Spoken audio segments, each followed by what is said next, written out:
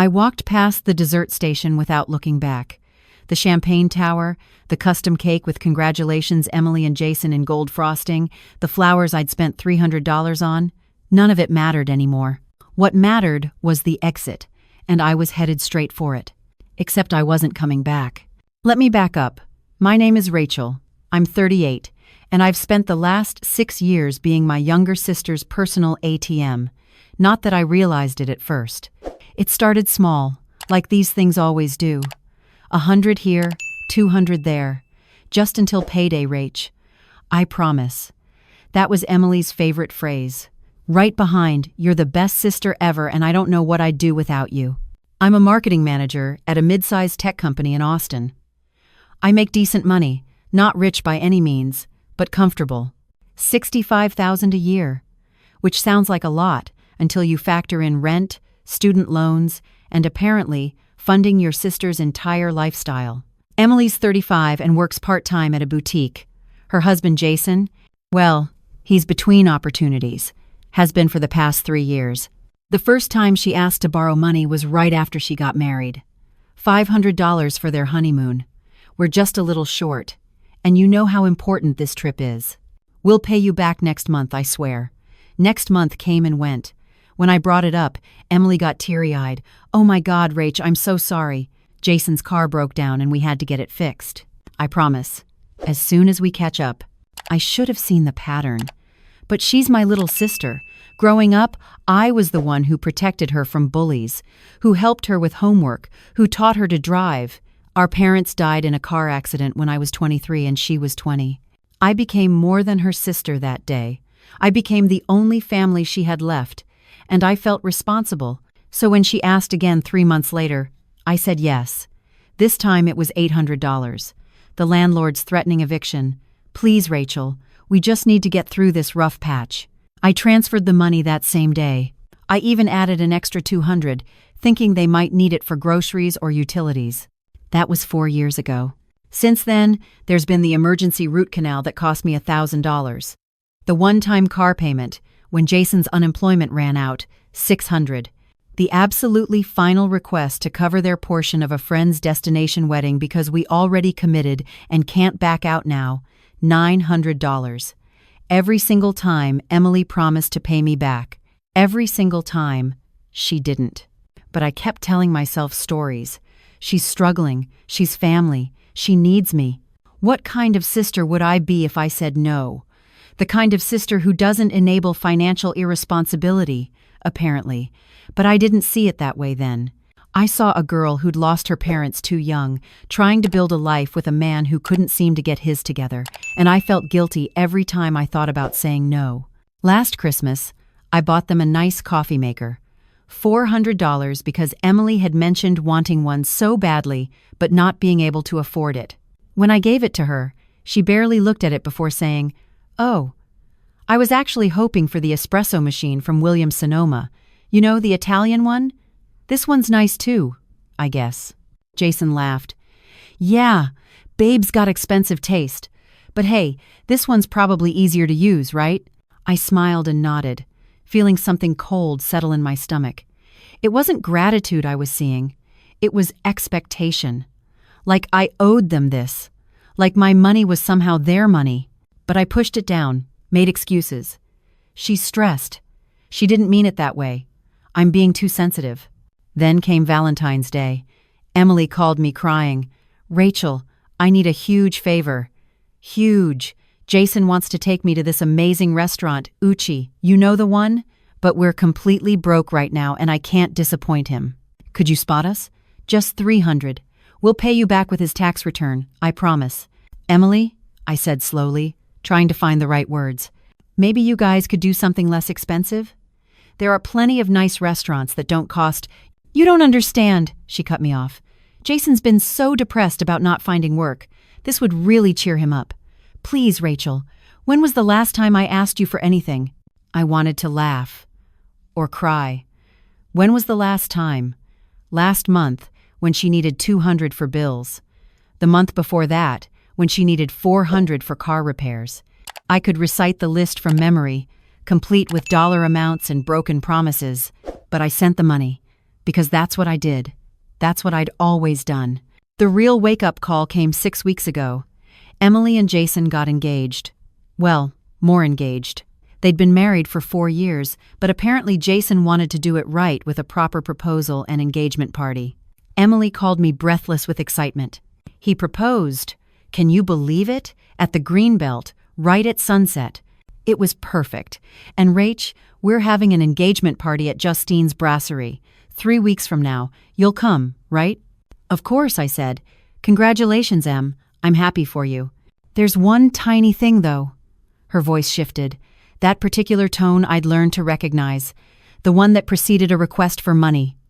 We're a little short on the deposit for the venue. It's $1,500, and we've got most of it. But we're short about $600. Could you... Emily. I closed my eyes. I can't keep doing this.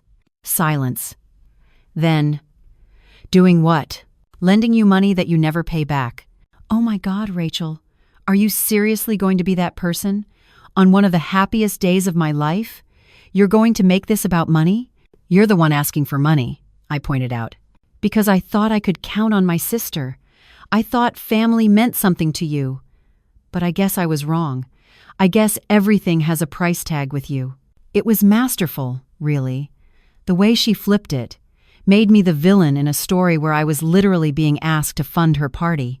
But it worked. By the end of the call, I'd apologized and agreed to send the $600.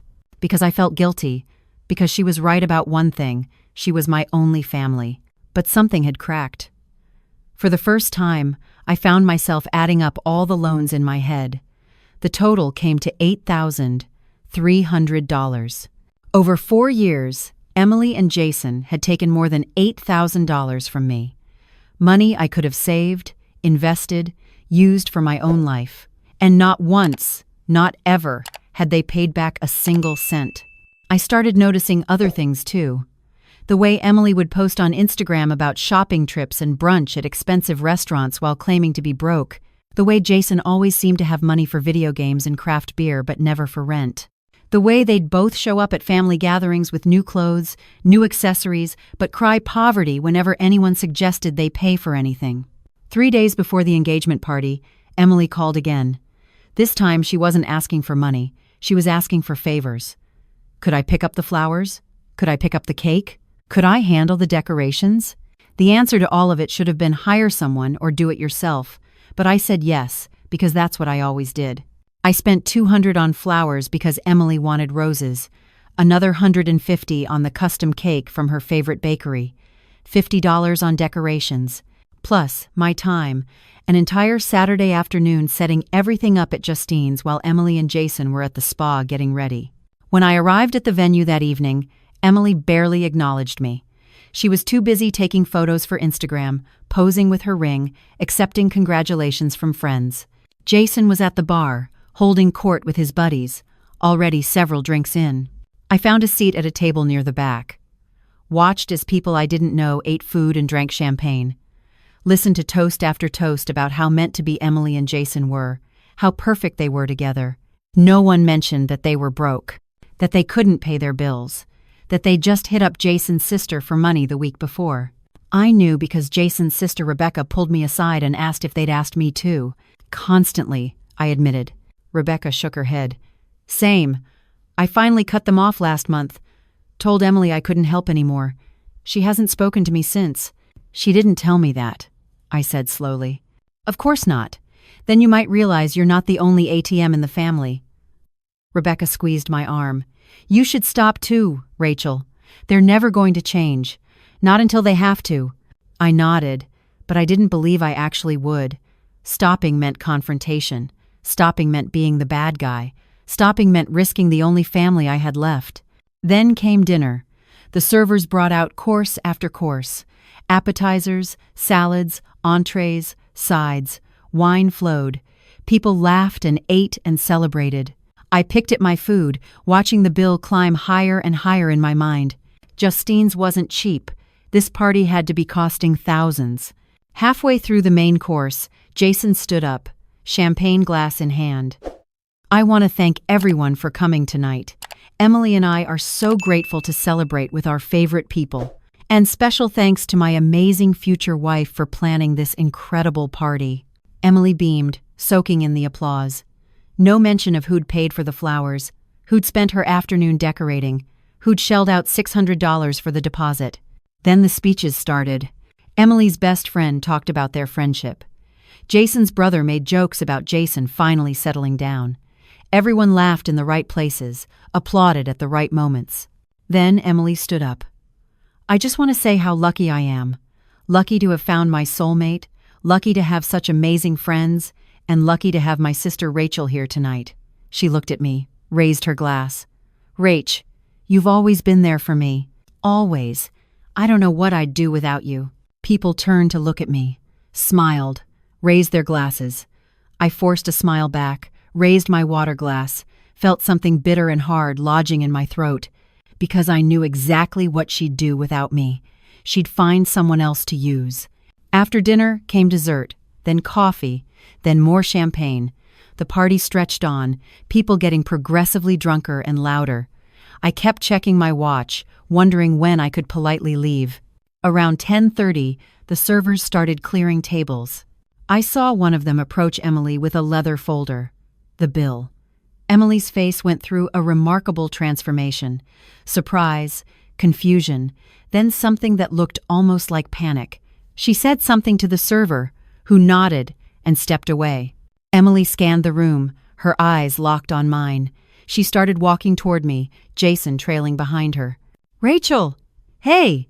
She slid into the seat next to me, all smiles. Having fun? It's been nice, I said carefully. So, funny thing. She laughed, but it didn't reach her eyes. The venue is asking for the final payment now. I thought we had until next week, but apparently it's due tonight. And our credit card is, maxed out. Here it was. The ask. I could feel it coming like a storm. Could you cover it? Just for tonight? We'll pay you back next week when Jason's check comes in. His new job, remember? He starts Monday. This was news to me. Jason got a job? Yeah, at his friend's startup. It's great news. So we'll definitely have the money next week. This is just a timing thing. I looked at Jason, who wouldn't meet my eyes. Looked back at Emily, who was giving me that pleading little sister look that had worked for years. How much is the bill? I asked. Emily bit her lip. $1,200. On top of the $600 for the deposit, the $200 for flowers, the $150 for cake, the $50 for decorations, $2,000 total for a party that wasn't even mine. Emily, I said quietly, I can't. Her face changed, hardened. What do you mean you can't? I mean, I don't have $1,200 to just throw around. And even if I did, I can't keep paying for everything. This isn't everything. This is one thing. One night, my engagement party. That I already paid $600 for. Plus all the other stuff. I'll pay you back, her voice was rising. Why don't you trust me? Because you've borrowed over $8,000 from me in 4 years and haven't paid back a cent. I saw Jason's eyes widen. Apparently Emily hadn't told him the full extent of her borrowing. Or maybe she had and he just didn't care. Emily's face flushed red. How dare you? How dare you throw that in my face at my party? You're going to embarrass me like this? In front of everyone? We were starting to attract attention. People at nearby tables glancing over. Conversations dying down. I'm not trying to embarrass you, I said, but I can't pay your bill. Fine. Emily stood up, her chair scraping loudly. Fine. Then I guess we'll just tell everyone that the party's over because my sister won't help us out. That's what you want? For everyone to know you're too cheap to help your own family? Jason put a hand on her arm. Babe, maybe we should. No! She shook him off. She needs to hear this. You know what, Rachel? You've always been like this. Always keeping score. Always making me feel like I owe you something. Like you're doing me some huge favor by being my sister. You do owe me something, I said, my voice shaking. You owe me $8,000. And there it is. Emily threw her hands up. The real Rachel. The one who puts money before family. Mom and Dad would be so disappointed. That did it. That broke something in me that I didn't know could break. She was invoking our dead parents, weaponizing them, using them to manipulate me one more time. I stood up, grabbed my purse. You're right, Emily. I'm done keeping score. I'm done lending you money. I'm done pretending that you're going to magically become responsible. And I'm definitely done paying for your party. Where are you going? Emily demanded. You can't just leave. But I could. And I did. I walked past the dessert station, past the champagne tower, past all those people staring at us. I walked out the door of Justine's Brasserie and into the parking lot, got in my car, and drove home. My phone started ringing before I even got to my apartment. Emily. I declined the call. She called again, and again. Then texts started coming in. You're unbelievable. You just ruined my engagement party. Everyone is asking what happened, and I have to tell them my sister abandoned us with the bill. We had to put it on Jason's credit card that's already maxed out. Hope you're happy. I turned my phone on silent and went to bed. But I couldn't sleep. I kept replaying the whole thing in my head. The look on Emily's face, the things she'd said, the way she'd twisted everything to make me the villain. Around 3 a.m, my doorbell started ringing, then pounding on the door. Then voices. Rachel, open up. We need to talk. I looked through the peephole. Emily and Jason, both clearly drunk, both clearly furious. I know you're in there, Emily shouted. Open the damn door. You can't just walk away, Jason added. You owe us an explanation. I stood there in my hallway, listening to them pound and yell, and something crystallized in my mind. This wasn't going to stop. Not ever. Not unless I made it stop. I waited until they gave up and left.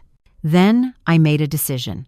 The next morning, I called in sick to work, spent the day on my laptop.